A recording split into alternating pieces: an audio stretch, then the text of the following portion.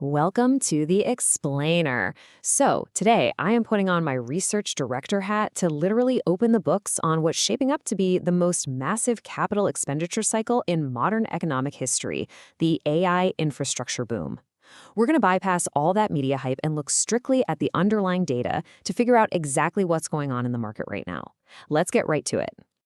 Here's our roadmap for today's executive briefing. We're going to tackle the AI bubble question, look at falling costs and exploding demand, compare the 1990s to today's market, examine the compute hardware battle, and wrap it all up with a look at a trillion-dollar future. Okay, let's dive into this with Section 1, the AI bubble question and addressing those market fears. So the core thesis we're testing today is pretty straightforward. Are we currently in an AI infrastructure bubble? Look, if you just glance at the raw macroeconomic numbers, technology capital expenditure relative to GDP is hitting these elevated levels we genuinely haven't seen since the late 90s. And yeah, that makes a lot of people nervous. But as a research director assessing these kinds of infrastructure investment cycles, I can tell you that high-level headlines don't tell the whole story. We really have to dig deep into the operational data to find the truth. Which brings us to Section 2, falling costs, exploding demand, tokens, and growth. Right now, demand is absolutely exploding across the board. The volume of tokens being inferenced on platforms like OpenRouter has grown an astonishing 25-fold just since December of 2024. Think about that. AI isn't some science experiment anymore. It's rapidly getting rolled into our everyday consumer habits and deep into enterprise workflows. And the trigger for all that growth? Well, it comes down to a staggering number, 99%. In just one single year, the cost to achieve a specific baseline level of intelligence on industry benchmarks has plummeted by 99%. This epic cost collapse is the foundational trigger for literally everything we're seeing in the broader market right now. Because when costs drop this dramatically, emerging technologies finally become ready for profitable primetime scale. Now, this brings us to a fascinating concept called the Jevons paradox. It perfectly describes what happens when a critical resource becomes drastically cheaper and more efficient.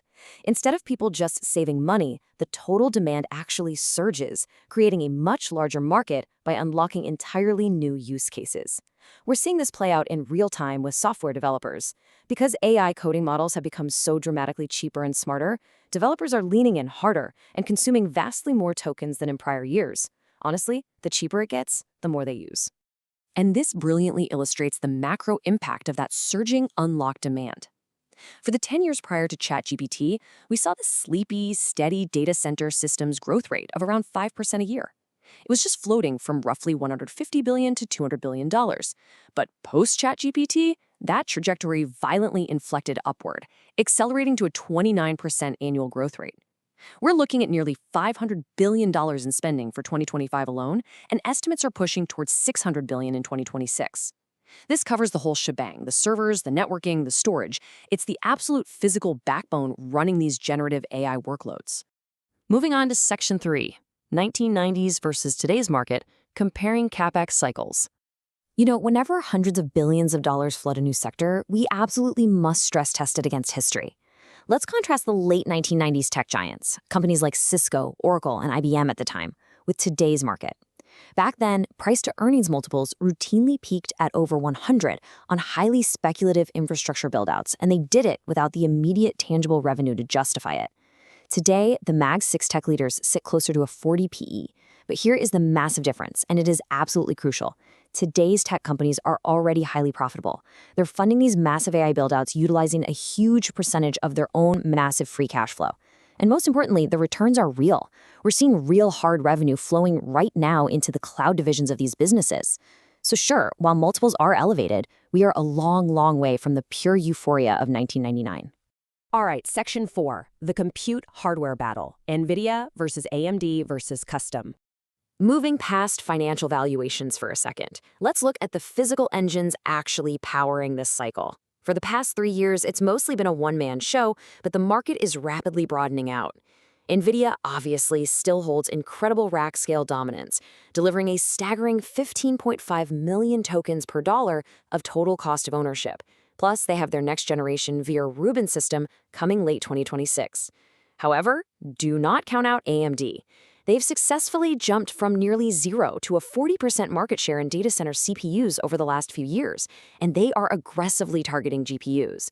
Actually, AMD has already caught up and is leading in performance per dollar for smaller AI models. They're even bringing their own rack-scale system called Helios to market to go toe-to-toe with Nvidia. And finally, we can't ignore the hyperscalers.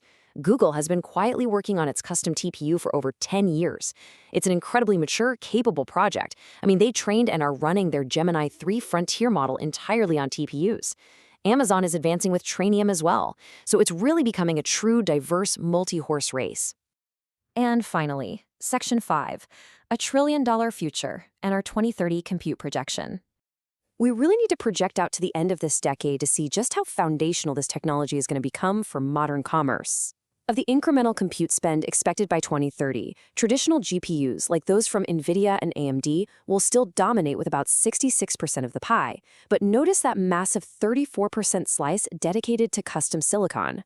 Those internal hyperscaler projects we just discussed, like Google's TPU and Amazon's Trainium, well, they're scaling up so aggressively that they could soon represent a third or more of the overall compute spending. The entire physical composition of the global data center is shifting right before our eyes. Which leads us to this absolutely jaw-dropping projection, $1.4 trillion. I'm just going to pause and let the immense scale of that number sink in. With continued cost declines unlocking more and more AI applications, total annual data center system spending is expected to nearly triple.